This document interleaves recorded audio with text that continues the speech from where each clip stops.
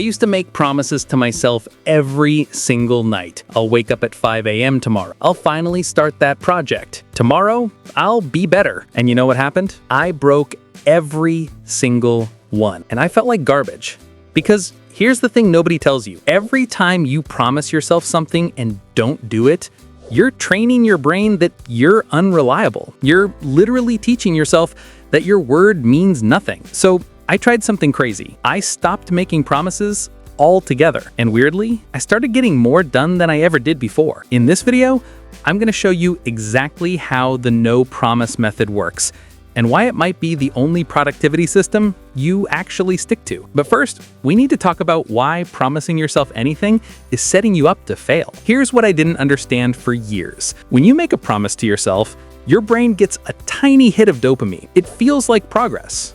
It feels like you already did the thing. This is called goal relief, and it's been studied by psychologists for decades. Researchers at NYU found that when you announce a goal or make a big commitment, your brain experiences something called premature completion. You get the reward before doing the work. So when tomorrow comes and you're supposed to wake up at 5 a.m., your brain's already moved on. The dopamine's gone, and now the promise just feels like pressure. And here's where it gets worse. Every broken promise creates what psychologists call self-concept damage. Basically, you start to believe, I'm the kind of person who doesn't follow through. And once you believe that, everything gets harder. You stop trusting yourself. You procrastinate more. You need more motivation just to do basic things. But here's the good news. There's a way to take action without any of that pressure. No promises, no guilt, no broken commitments, just doing. And I'm about to show you exactly how. But first,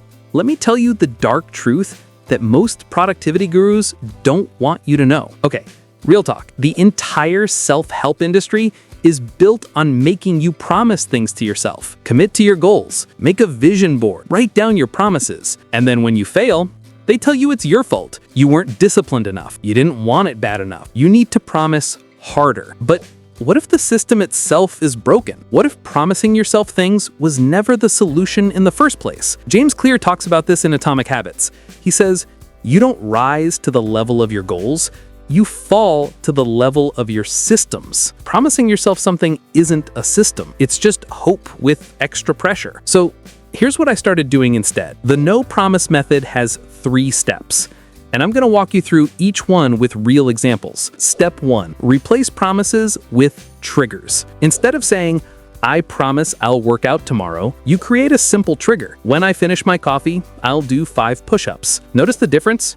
No pressure, no commitment, just a tiny action tied to something you already do. This is based on B.J. Fogg's research at Stanford. He found that behavior change happens best when you attach new actions to existing routines. I used to promise myself I'd write every morning. Never happened. Now, when I close my email tab, I write 1 sentence. That's it. No promise, just a trigger. And you know what? Most days, that 1 sentence turns into 500 words because starting is the hardest part. Step 2, shrink the action until it feels stupid. Here's the rule. If the action feels hard, make it smaller. Don't promise to study for 2 hours. Just open the book. Don't promise to go to the gym. Just put on your gym shoes. This isn't about tricking yourself. It's about removing the emotional weight of a promise. When the action is so small it feels effortless, you stop negotiating with yourself. You just do it. And once you start, momentum takes over. Ali Abdaal talks about this all the time.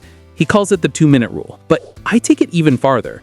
I make it so small, I can't say no. 1 push-up, 1 sentence, 1 email. No promises, just action. And step 3, celebrate the action, not the outcome. This is the part most people skip.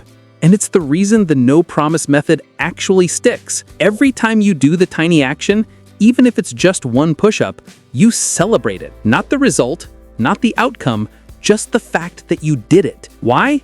Because you're rewiring your brain. You're teaching yourself, I'm the kind of person who takes action. This is identity level change, and it's way more powerful than any promise you could make. So let me recap real quick because this is important. All right, let's bring it all together. The no promise method comes down to 3 steps. 1, replace promises with triggers.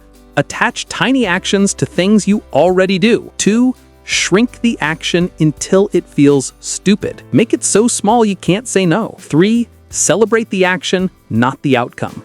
Rewire your identity as someone who follows through. That's it. No vision boards, no big commitments, no broken promises. Just small, consistent actions that build trust with yourself. Here's what nobody tells you about productivity. It's not about being disciplined.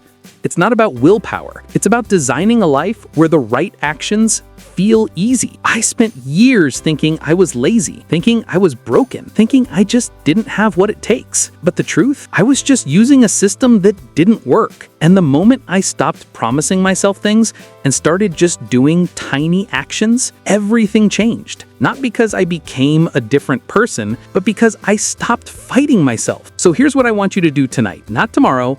Tonight, pick one thing you've been promising yourself you do and shrink it down to the smallest possible action. Not, I'll work out for an hour, just, I'll do one push-up after I brush my teeth. That's it. Do it once, celebrate it, and see how it feels to keep a commitment without ever making a promise. And if this clicked for you, my previous video was about something even more powerful: how to be productive while being lazy. Because here's the secret.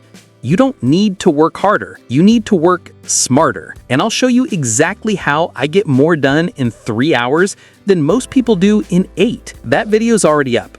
Links in the description. Go watch it, and I'll see you there.